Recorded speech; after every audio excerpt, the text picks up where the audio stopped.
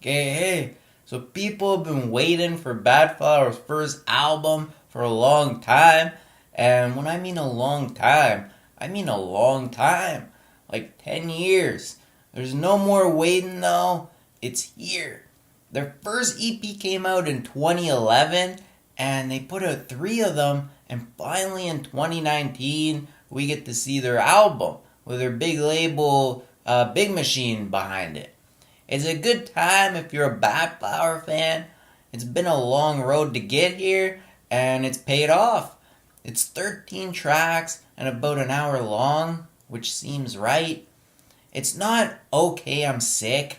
It's okay, I'm sick. And the cover really does a nice job showing it.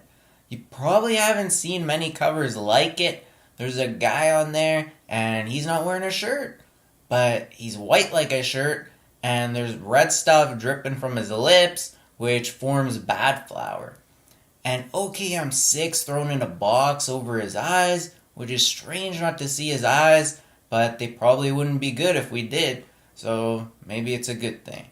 Badflower have people's attention because they have some really personal and emotional tracks. Ghost was the first track out from this, and it brought them a lot of attention.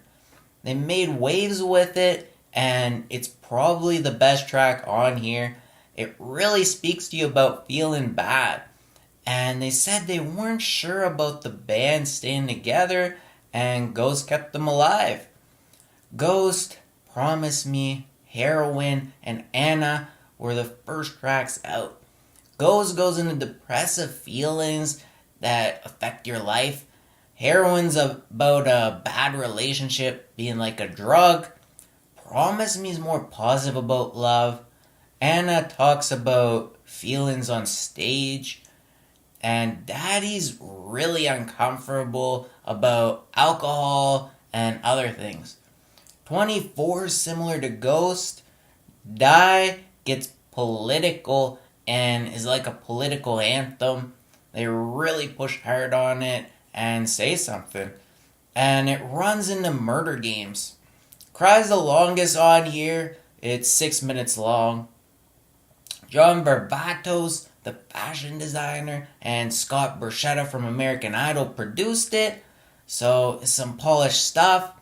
And there's some really well-made emotional tracks on here with some tracks that are personal and aggressive.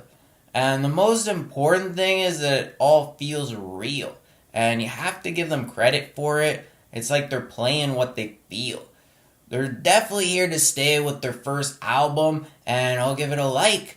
What do you think? Leave your comments below, and check out my other videos, and subscribe.